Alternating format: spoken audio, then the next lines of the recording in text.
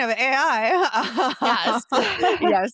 So OpenAI bought TBPN last week. And yesterday the Ronan Farrow profile came out about Sam Altman. And I think the biggest thing here that I just, want to talk about is like how I think it's like two sides of the same coin, right? Mhm. So last week, TBPN, so that's a technology business programming network, hosted by Jordy Hayes and John Coogan, the like Silicon Valley, tech darlings and like, podcast bros, basically.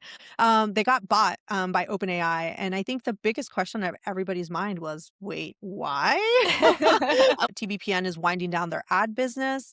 OpenAI is still promising editorial independence. Whether or not that's actually going to be the case, we'll see.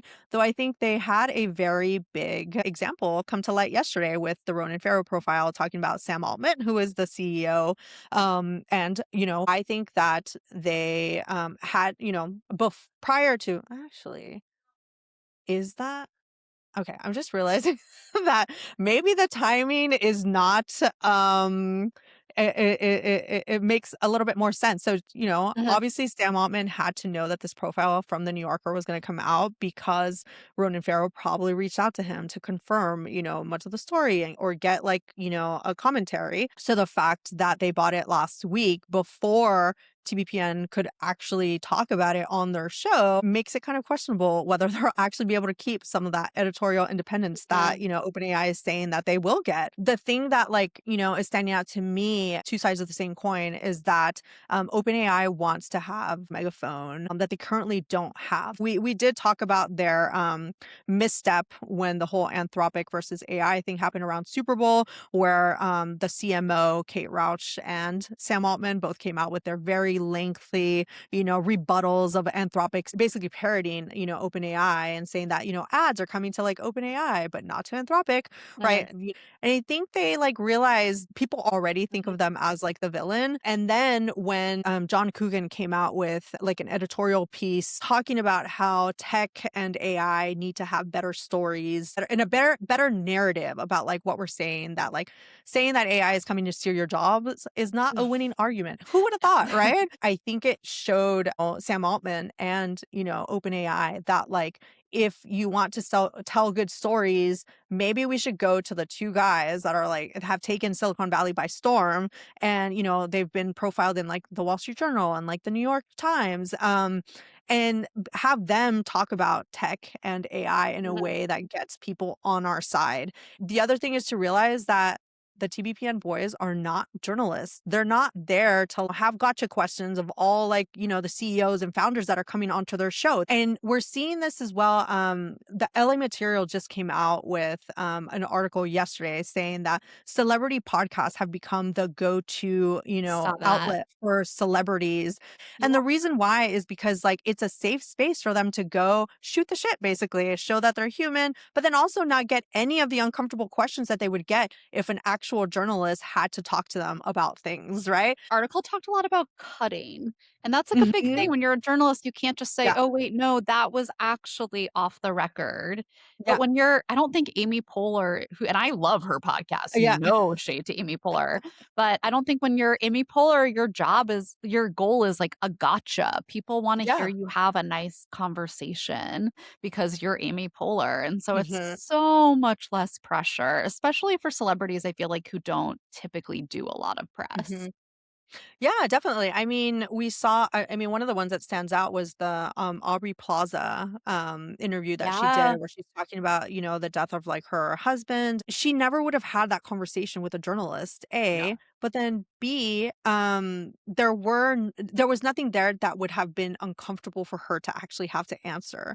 And I've talked about this too with what is it? The Heights podcast with Travis and Mhm. Jason Kelsey, right? Where it's like all of a sudden that's become a go-to place for celebrities to go on there. I mean, we saw Leonardo DiCaprio do his first ever podcast on the Heights Yeah. podcast. When that came out, it's the most insight into Leonardo DiCaprio that most of us had gotten, right? Like Yeah. where it's like he's talking about the directors that he's worked with and like what he talked, him, what he has to do to like get into the, mindset of, being an actor on like the various films. And then, Ryan Gosling was also on the podcast, right? Where it's like Mhm, you had him, talking about I mean they made the funny joke about him playing what's like the football player in Remember the Titans, right? mhm. Where it's like you're able to have these like, also like in-depth conversations about different topics that probably wouldn't happen when a journalist is trying to do it because a journalist is trying to get information about specific things.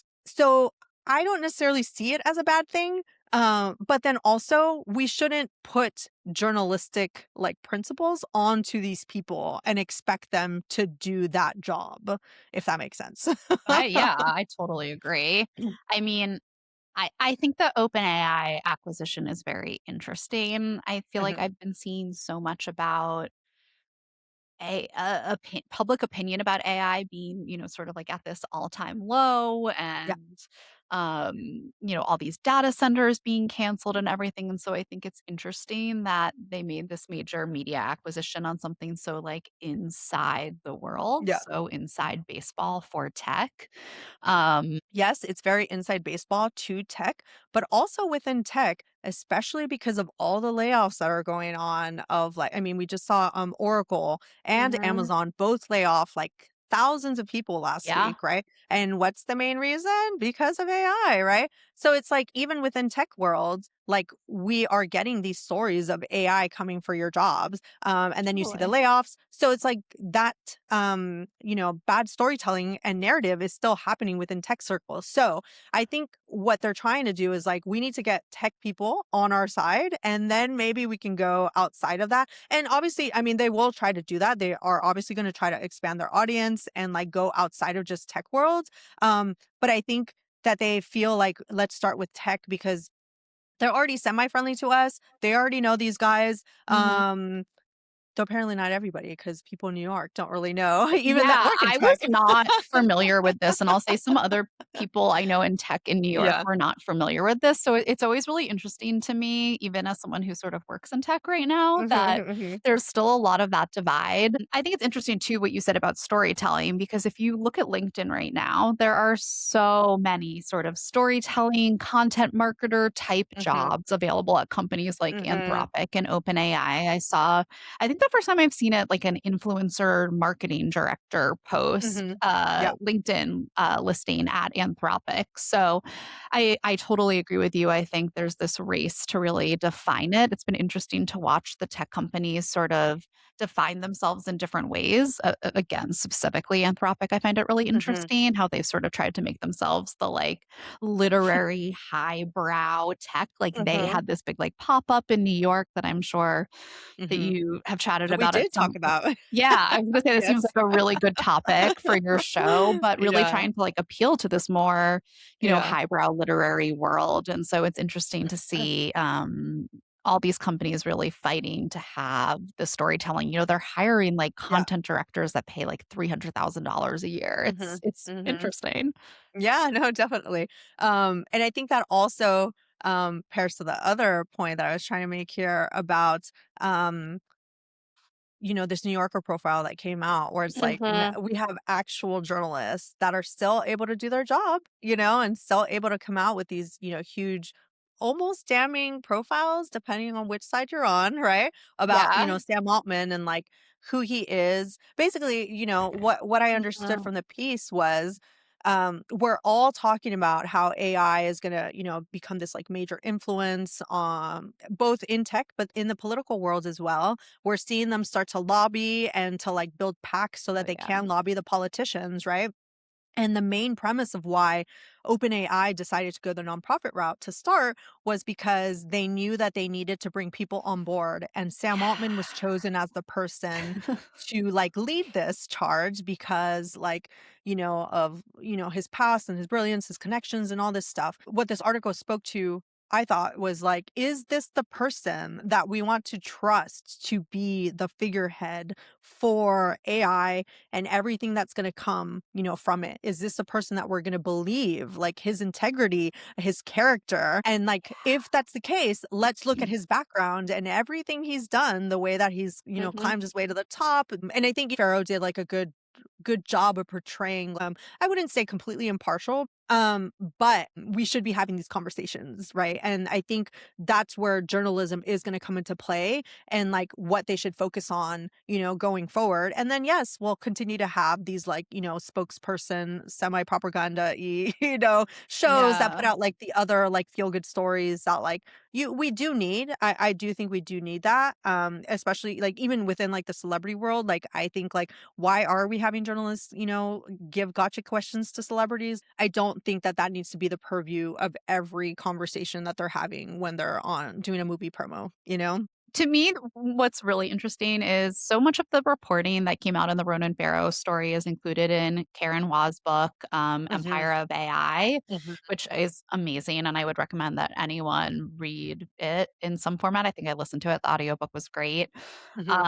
And yeah, I mean, Sam Altman's entire thing is like, that this man is a pathological liar. And I find it really interesting to see people react to this. Like, Mhm, yes, if you're up on the story and you know everything, like there's certainly new reporting in the Ronan story, but we mhm. already know that this guy has a really fishy relationship with the truth. I know people get very excited when Ronan has a story out. And yeah, and I guess maybe I'm like almost too jaded to it at this point where I'm like, of course they're doing all of Mm, this.